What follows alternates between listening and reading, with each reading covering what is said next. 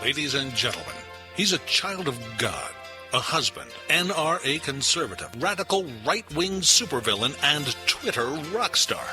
American by birth, Texan by choice, and a badass by nature. He's the owner of TomO'Halloran.com, O'HalloranMedia.com, and PatriotRadio.net. Please welcome Tom O'Halloran.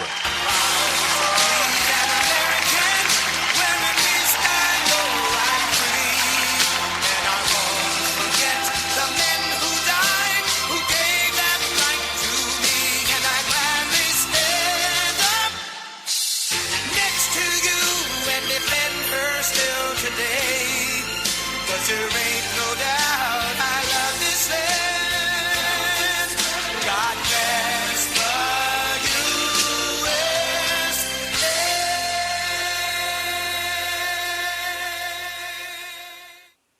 Welcome, welcome, welcome. This is the Wednesday edition of Patriot Radio with Tom O'Halloran, and I am your host, Tom O'Halloran. I'm broadcasting tonight from an underground bunker deep in Arkansas, Nebraska, and I'm here to educate, irritate, and agitate. And if you're not agitated by the time we're done, folks, you just need to turn up the speakers because you're just not hearing me.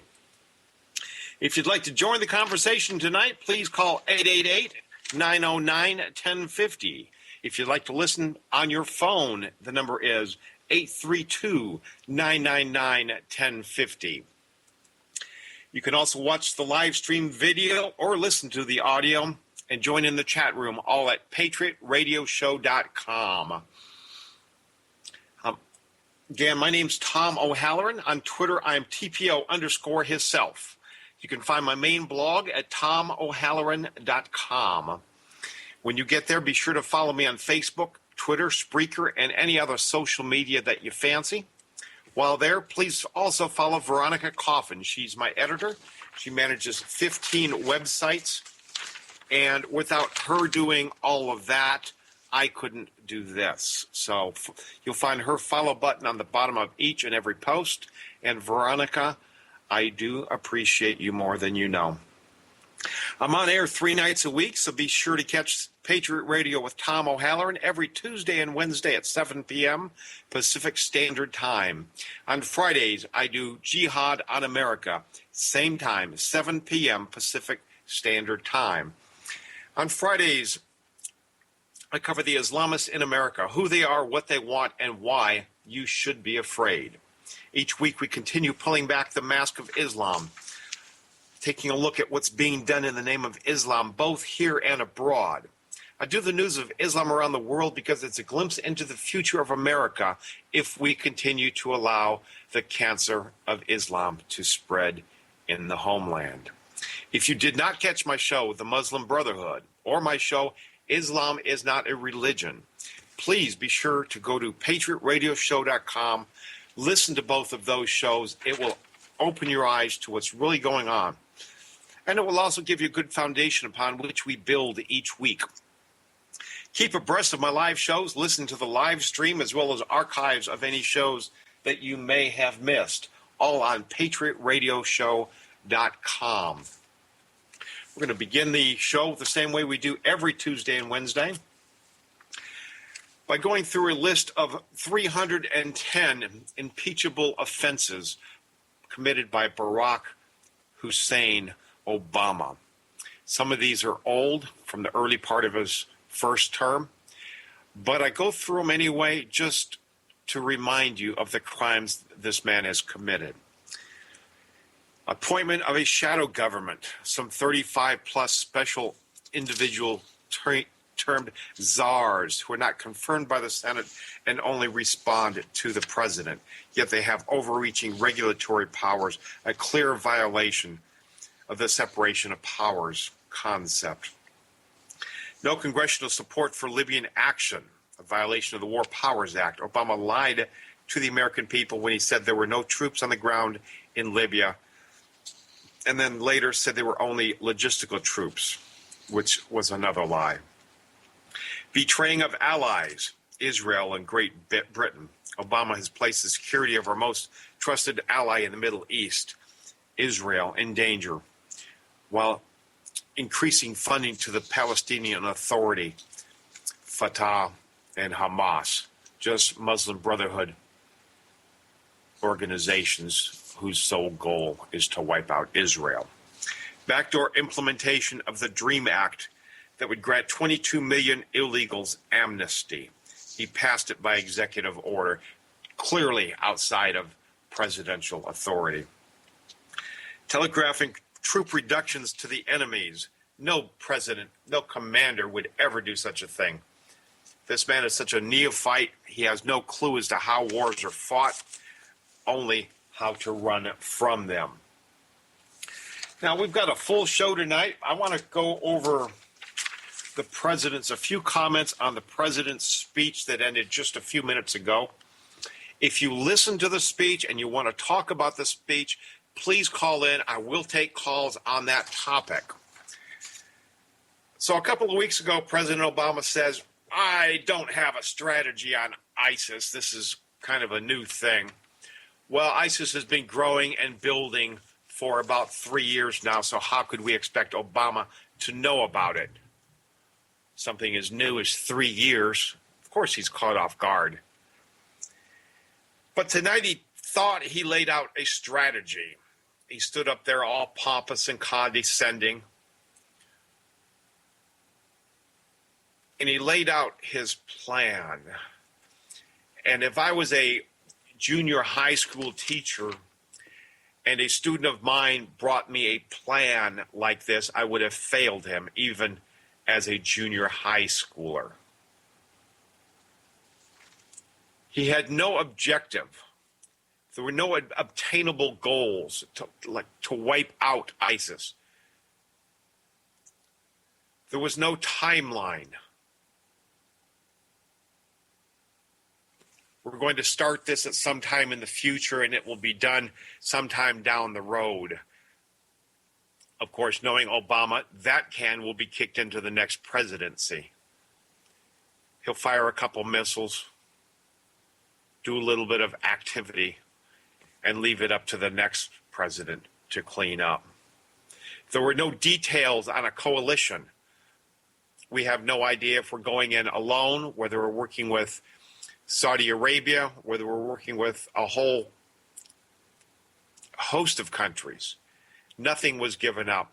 Now, back in President Bush's day, we went into Iraq with a coalition of 37 countries, and the left all called him a cowboy for acting alone. 37 countries signed on to work with George W. Bush, and he was called a cowboy. Obama has no strategy, and there's no exit strategy. There's no sign-off when we've wiped out all of ISIS, when all the terror camps have been cleaned up. There's no plan for getting out. We're going into a war that's going to last for some time, and then I'll be out of office. So it's like, well, okay, watch this. I'm going to do something. I think they're still playing rock, paper, scissors, trying to decide on what to do over there. How can you not come up with a strategy? Identify the enemy. Islamic terrorism. Wipe out enemy. Celebrate Christmas and come home. Now, he's also made the comment that ISIL is not Islamic. Excuse me. ISIL, and he's the only one that calls it ISIL anymore. They used to call themselves ISIS, Islamic State of Syria and Iraq. Iraq and Syria. Now they call themselves the Islamic State. Obama insists on calling them ISIL, Islamic State of Syria and the Levant. This is a very, very, very big deal. And remember, he's the only one calling them that. Iraq and the Levant is a broad stretch of territory covering the whole Middle East. and Israel does not exist. And being the scumbag, Palestinian-loving Muslim that Obama is, he insists on calling it ISIL, poking his finger in Netanyahu's eye, as in, you don't exist, you don't exist. My friends, we've got a great show coming up. If you listened to the president's speech, don't call up asking what happened. If you listened to it and you want to talk about it, give me a call. My number is 888-909-1050, and we'll be back in just a couple minutes. Tom O'Halloran. We'll put a boot in your ass. It's an American way. All brought to you courtesy of the red, white, and blue.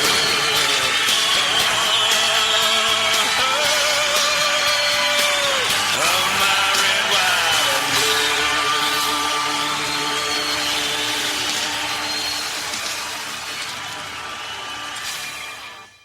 Welcome back. This is the Wednesday night edition of Patriot Radio with Tom O'Halloran. And just before the break, I was going over the President Obama's speech that he gave earlier this evening. I had just about wrapped it up, but there's one other comment he made that I want to touch on. He said, our approach will be similar to what we did in Yemen and Somalia. Hello? Yemen and Somalia? Neither one of these campaigns could be called anything close to successful. And both of them are hotbeds of terrorism at this very minute. And that's what we're going to use as a model for this? Why don't you just walk away, Obama? Okay? Take your golf clubs and just walk away. I heard Donald Trump went on TV or went on the radio, and he said if Obama would just resign today, he would have free lifetime golfing privileges at any one of Donald Trump's golf courses.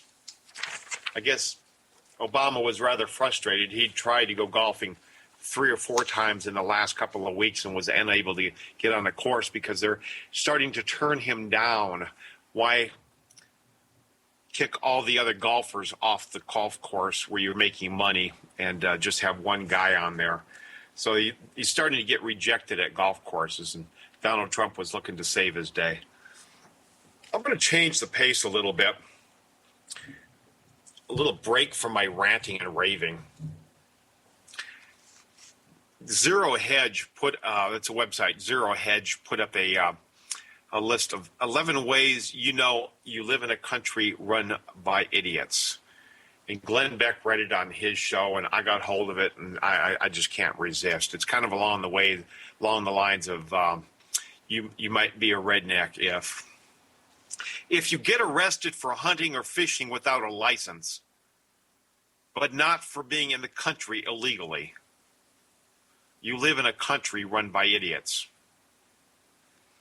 If you have to get your parents' permission to go on a field trip or take an aspirin in school, but not to get an abortion, you live in a country run by idiots.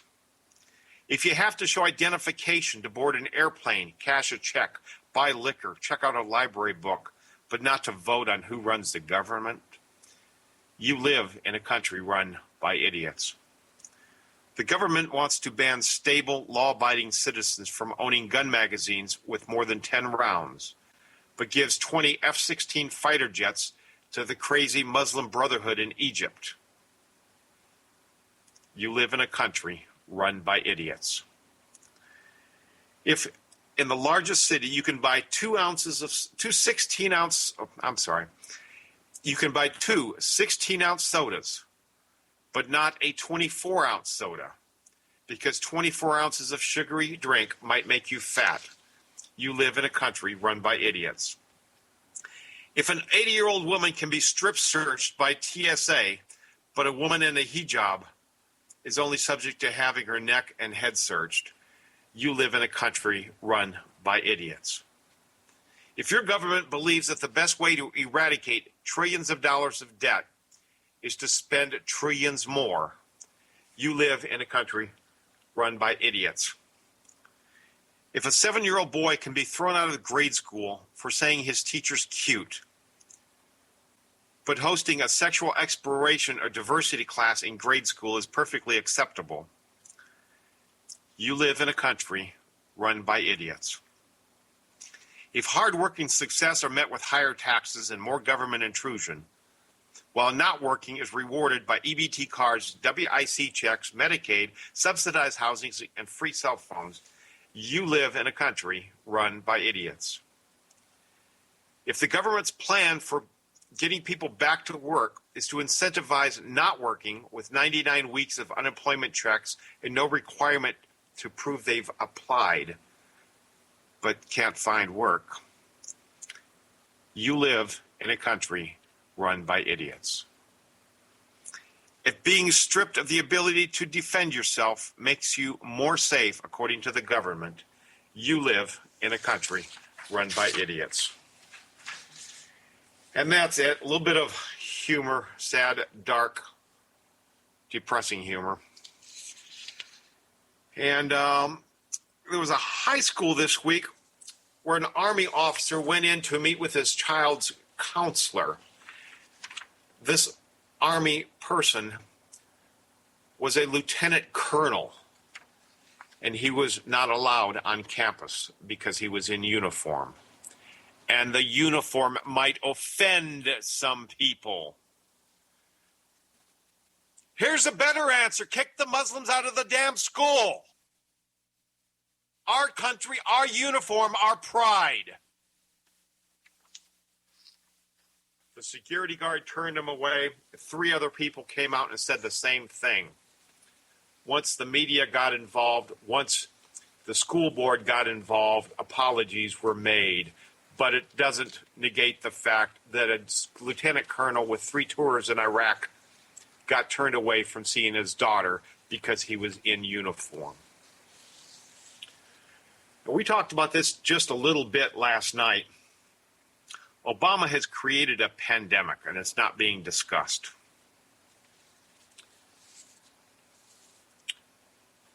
For the first time in history, more people are dying from suicide than from car crashes. More people committing suicide than dying in car crashes.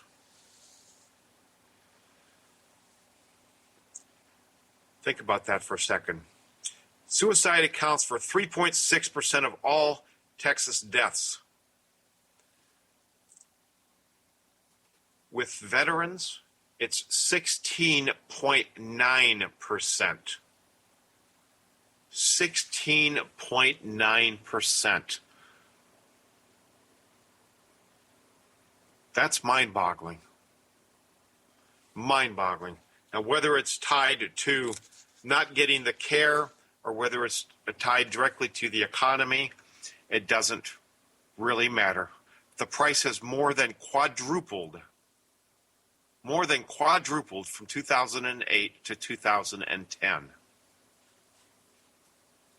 Must be Bush's fault, right? Barack Hussein Obama, our soldiers are coming back and killing themselves. And it's all on your watch. Shame on you. Saw a clip on TV today, on the YouTube today. A St. Louis Community Services meeting was going on, and this community services worker was telling the people in the community to prepare for a lot more immigrants to be infiltrating the St. Louis community. They've already got the largest Bosnian community in the entire United States. Second behind their Bosnian is the Myanmar, the old Burma. And now they're expecting large numbers of refugees from Afghanistan, Iraq, Sudan, and even Syria. Why are we bringing these people here? Isn't there territory over there that's more akin to what they're used to? A lot of desert, no commerce, no Americans that they like to kill. This is insane, bringing more of these people into our country. Chuck Grassley was on the Senate floor of the Senate letting people know that the majority, the Democrats in Congress, are trying to put together a bill that will limit free speech. They want to limit free speech. They want to undo what was done in the Citizens United bill out of Citizens United ruling out of the Supreme Court last year. They want to limit how much money a company can put forward in a political campaign. But the way the bill is written, Congress can not only tell you how much money you can put forward to say what you want, that's free speech, saying what you want, you say it in politics with money. But the way it's written, they can also ban TV shows. The Senate can ban my radio show. They can ban books or movies. It would be the first, if they were able to get it passed, and I seriously doubt they would, but it would be the first modification, the first limitations put on the Bill of Rights in America's history. And those scumbags in the Senate, the Democrats, want to do that. Obama was on Meet the Press last week, I think it was, and his doublespeak and his lies were prevalent through his entire speech, from the straw man argument where he says this administration has blah, blah, blah. He's using a third person to distance himself from the uncomfortable negatives going on in that part of the speech. If it was something favorable, he would say, my administration, or I did this. I killed Osama bin Laden. But when it's something bad they did, this administration. He also said, after saying a few weeks back, he said, I don't have a strategy on Iraq. He says, what I've done over the past several months, trying to make it sound like he's actually been doing something other than golfing, whereas we actually know the reality of it all.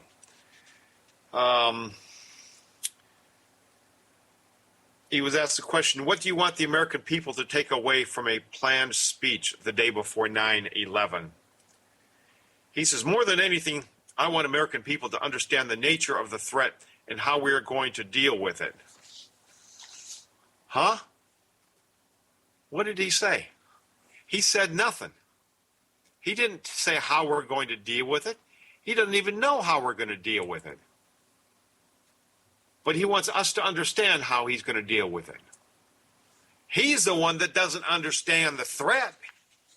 He doesn't have a clue what the threat is. He thinks the threat is still over in Iraq. He's conveniently forgetting the open borders that he created. The borders where they're coming across nonstop.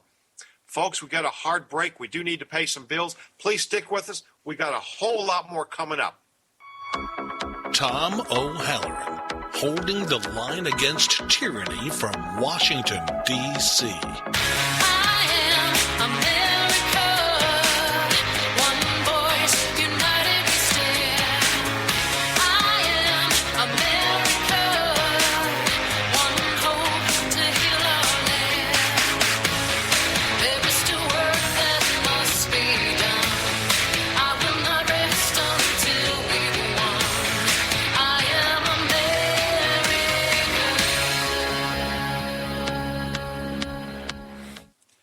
Welcome back. This is Patriot Radio with Tom O'Halloran, that being me.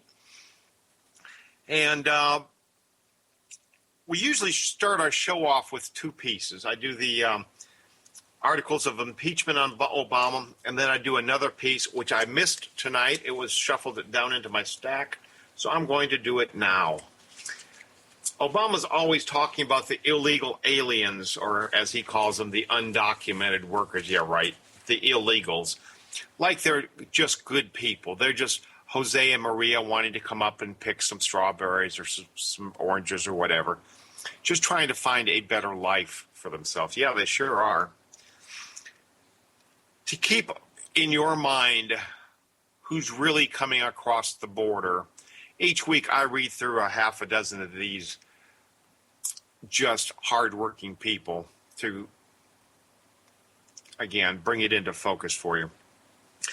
Luis Michael Romero, a Honduran illegal alien, pled guilty in Louisiana to illegal re-entry following deportation. He had previously been convicted in California for felony domestic violence. Myung Roberts, a Korean illegal alien, pled guilty in Washington state to alien sex trafficking. She was sentenced to 2 years in prison.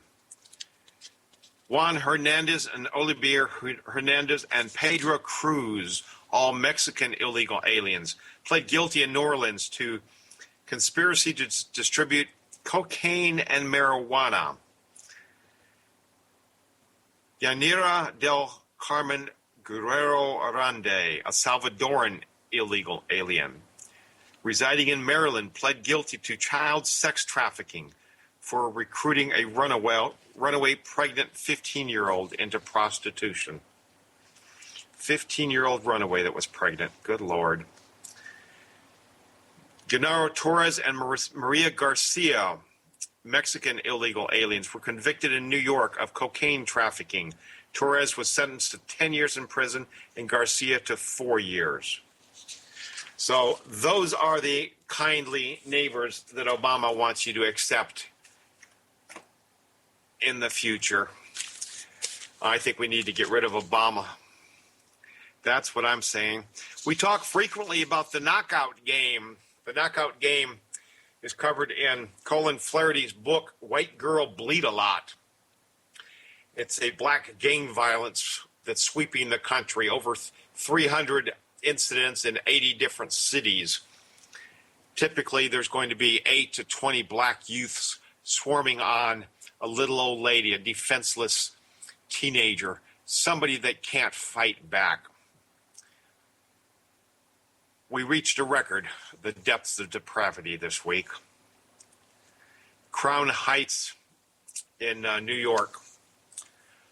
Father was taking his 5-year-old son to his first day at school, and they were both brutally and randomly attacked by an assailant. An individual bystander heroically chased the man away. The knockout game is, the concept is you sneak up behind somebody and punch them hard in the head and try to knock them out in one punch. Failing that, you just keep punching until they are out. If they fall down, you swing, you flail your arms, you kick, you stomp their head. This is the first time that a man actually punched and beat a 5-year-old boy. May he go to prison and be treated likewise. I wouldn't care if he got beat to death in prison, I'll tell you that. A full-grown man. And fitting to the knockout game theory, it was a Jewish man and a black assailant. The media won't tell you this. The media just says it's a gang of youths acting mischievously, which is probably as criminal in my mind as the people that are doing it, because they're not being honest. They're not letting you know who's committing what crimes. Well, we've been talking for months about all the problems in the Veterans Administration. I've got some good news. The top auditor in the Department of Veterans Affairs has come out and said there is no evidence that any of the delays caused any of the thousands of people to die. So they investigated themselves and they are innocent. Tell you what, if I ever get arrested, I want to investigate myself. I'll do the investigation. Let me handle this. Why do we even waste money on internal investigators? Have governmental investigators that investigate other departments, but a departmental investigator to investigate the department that's paying him? Have they ever found anything guilty? Good word. He says, we saw harm, but I can't say that any delay caused a patient to die.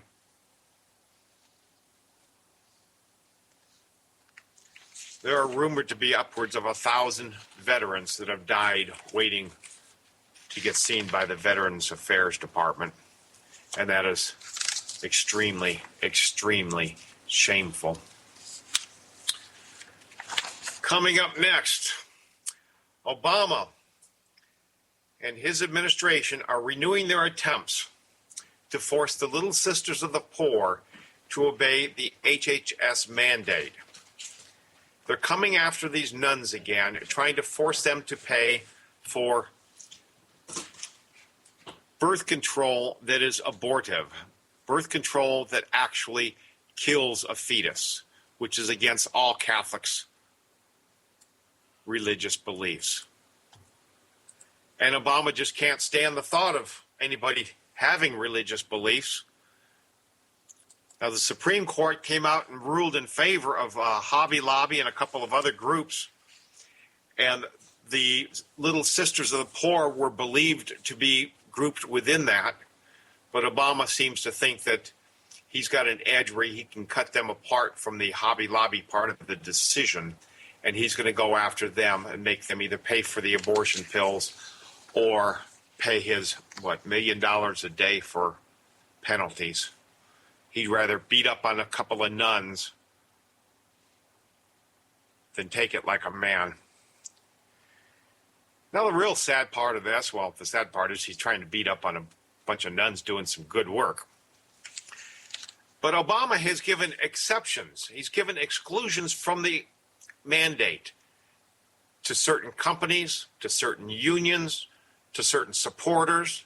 If you donate enough money to them, he's given thousands of exemptions to people he wants to be able to exempt it from, people that he can get something from.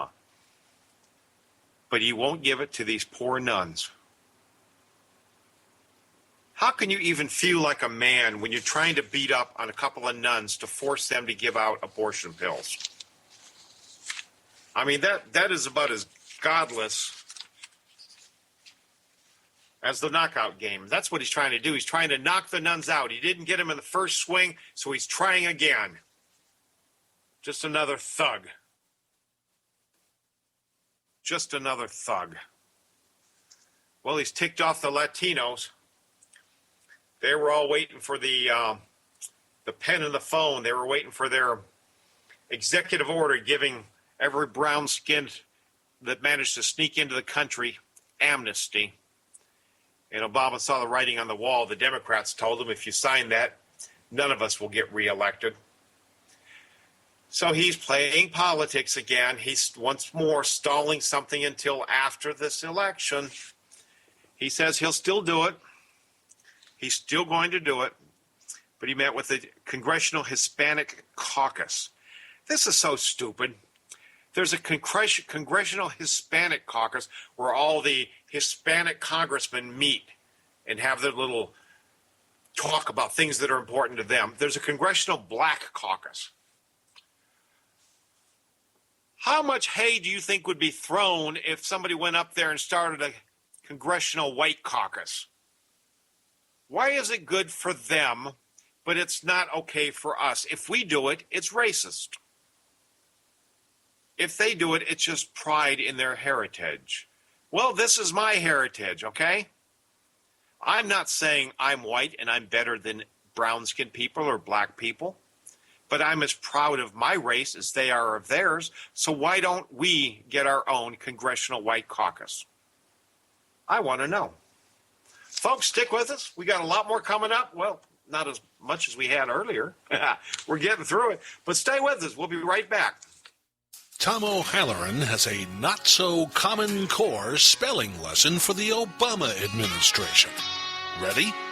There is no K in America. There's kids that can't pray in school, $100 tanks of gas. I can tell you right now, this country ain't supposed to be like that. No, that ain't my America. That ain't this country's roots. You wanna slam on the slam, but I ain't letting you. Yeah, man, as hell, you know I still bleed red, white, and blue. They ain't us, and that ain't my America. Oh no, that ain't my America. No, no, no, no.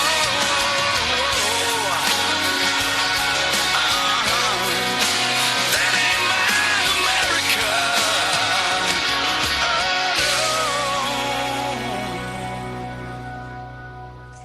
Welcome back. This is Patriot Radio, and I am your host, Tom O'Halloran.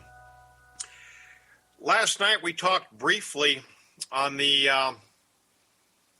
dangers that we're facing right now, this being the eve of 9/11, the 13th anniversary of 9/11.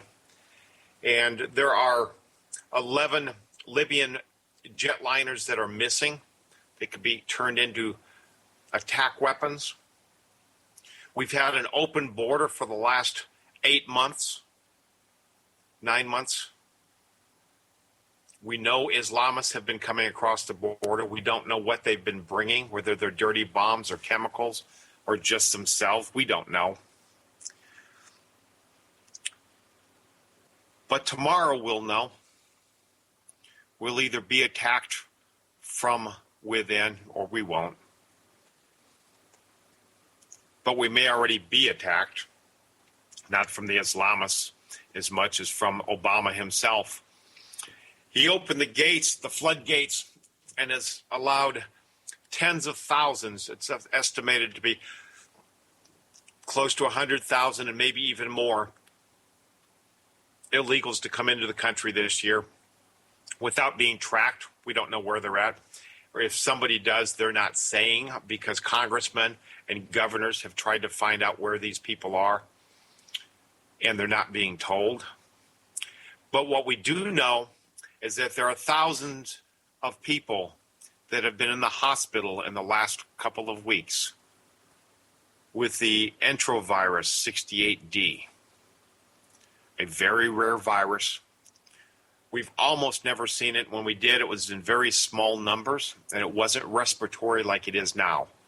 This is spreading on contact, spreading in proximity. If you're in the same room as somebody that's got it, you're likely to get it. One hospital had 700 people in the hospital. We don't know where these people are. We don't know what diseases they brought in. But whatever it is, it's on Obama's hands. He is terrorizing America. Citizens are afraid to send their kids to school because we don't know what diseases are there.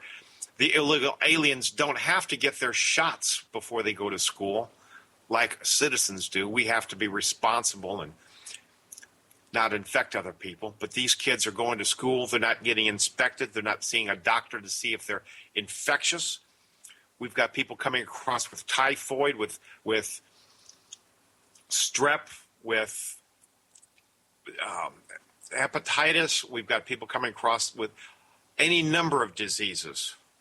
And it could very, very well be that this is how this virus has come in and has already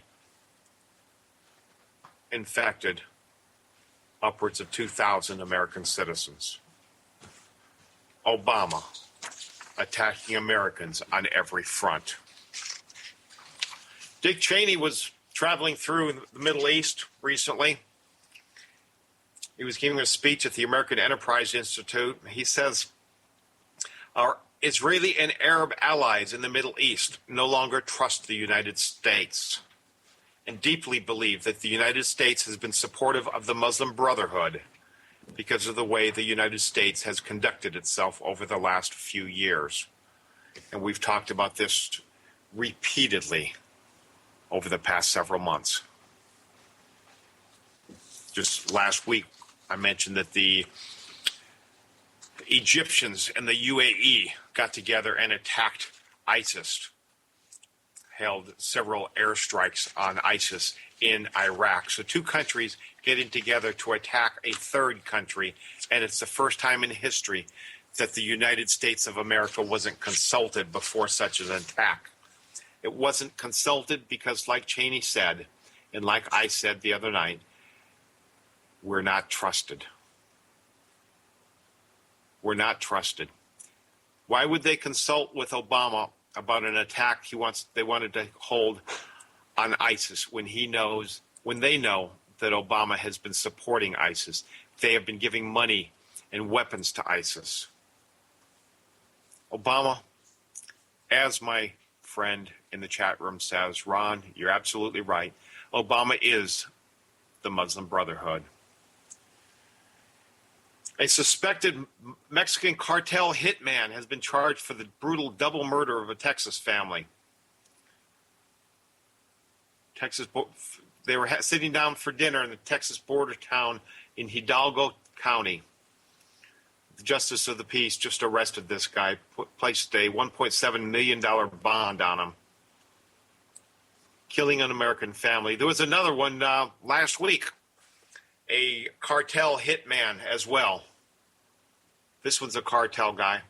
The other one killed a family up in the Dallas area. So the cartel comes across. Obama lets him in. Sure, you want to come into America? Sure, you just look like a nice young man. What are you, 15? He's actually 30, but he probably told them he was 15. But they come across without question, even if they admit they're gang members, even if they admit they're with the cartel, if they're not killing somebody right in front of the Border Patrol, they're told to let them in. So this is two in a week that have come into our country, two cartel hitmen that have come into our country and killed two separate families. And Obama does nothing because they weren't black, they weren't Mexican. You kill a black man, Obama will be all over that one.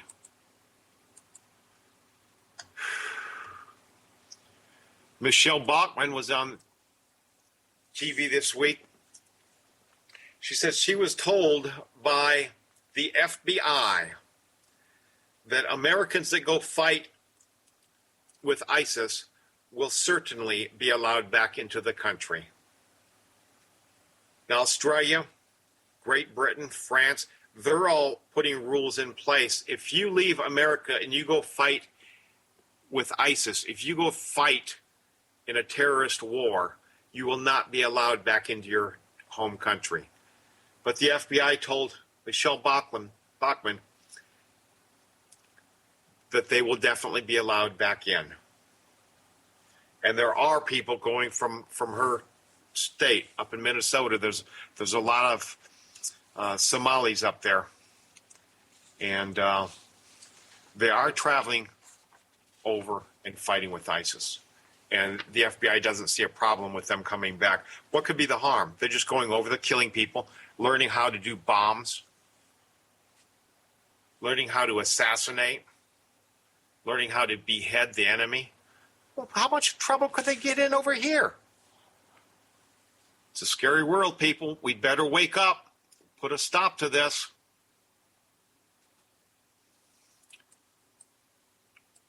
Obama vowed the counterterrorism coalition will destroy ISIS without war. This was in tonight's speech. I'm just seeing it on Breitbart. He thinks he can wipe out a war, and ISIS is an army. Don't question that. It is an army. It may not be a national army, but it is an army. They are well trained. They are fighters. They have billions of dollars, and they have billions of dollars of our weapons. And he's going to fight them without a war. We're just going to do airstrikes. That way I can kind of run it from the golf course. No big deal. Folks, if you're not active by now, shame on you. Shame on you. We've got an election coming up in less than 2 months. It's about 57 days now. We've got an election coming up, and we need people to get out and vote. Obama would not be in office right now if everybody that voted against him in 2008 came out and voted against him in 2012. He would not be in office. But 4 million people fewer voted against Obama in 12, and we're stuck.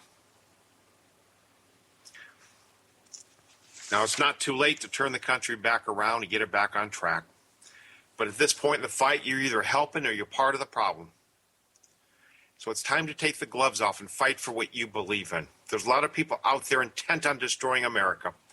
And either we engage the enemy or we accept that we're willing to hand our country over to our kids and grandkids as a much weaker, much more Islamic America than we've always had. Call your local voter registration. Call your local Republican Party. Find out what you can do. Find out where you can make phone calls or sign people up. Get involved. We've got 58 days. Commit to saving America. Because if you don't, who will? Good night, America. God bless you and yours. This is Tom O'Halloran. I'm out.